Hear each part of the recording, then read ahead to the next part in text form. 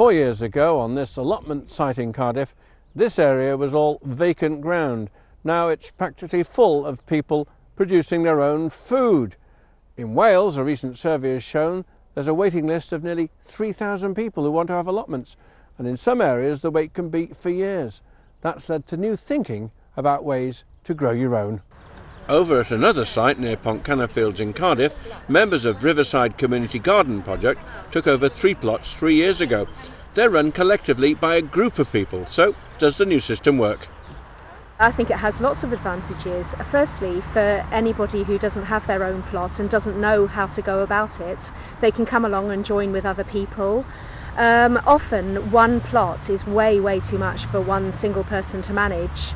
If you go away on holiday or you're not able to come for a while, you know that the seeds are being tended and weeded and watered. And it's very sociable as well. So I think those are some of the many reasons why you might get involved in a community project.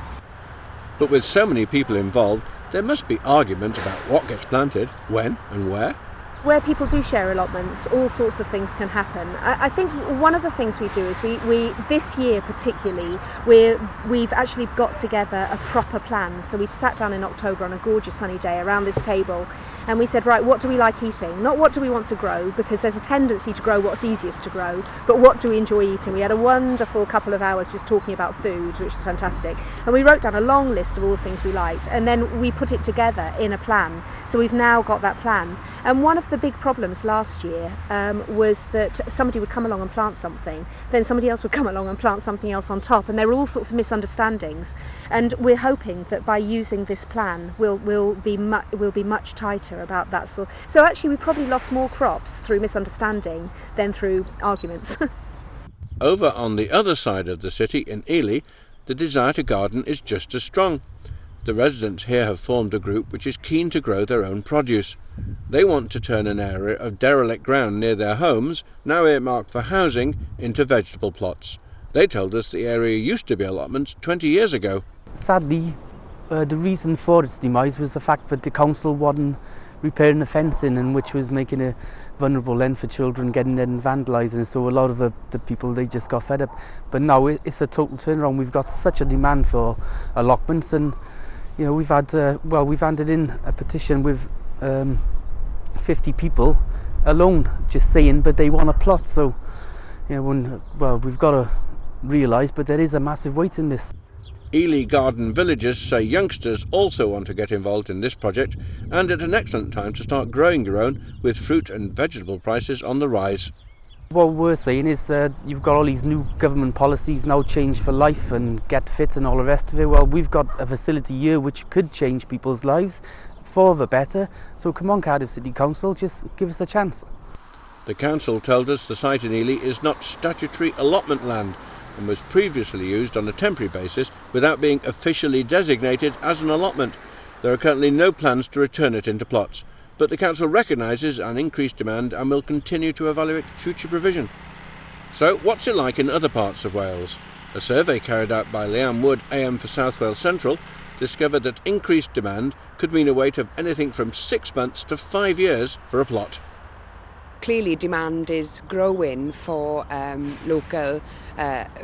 locally produced food, and the demand is growing for allotment plots, but local authorities are not providing enough space to actually meet that demand.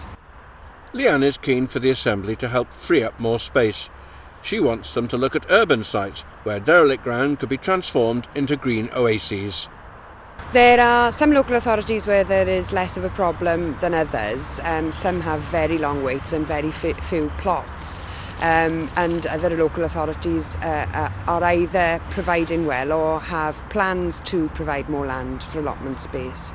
But I think that what we're saying is that there isn't consistency and that there is a real problem with making land available.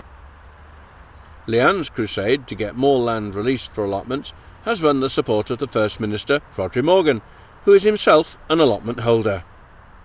This year marks the centenary of the start-up of the first ever piece of allotment legislation, the 1908 Allotments Act.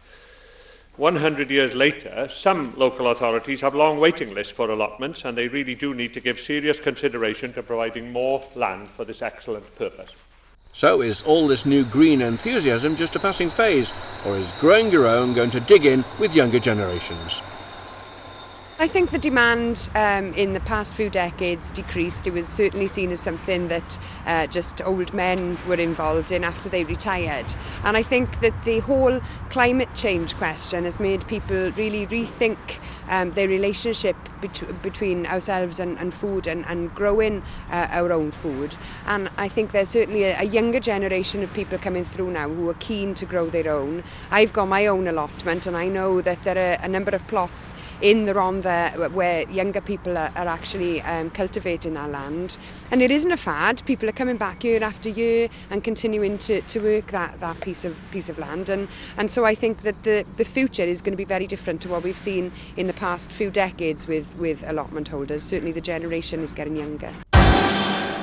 02920 59 000, that's our hotline.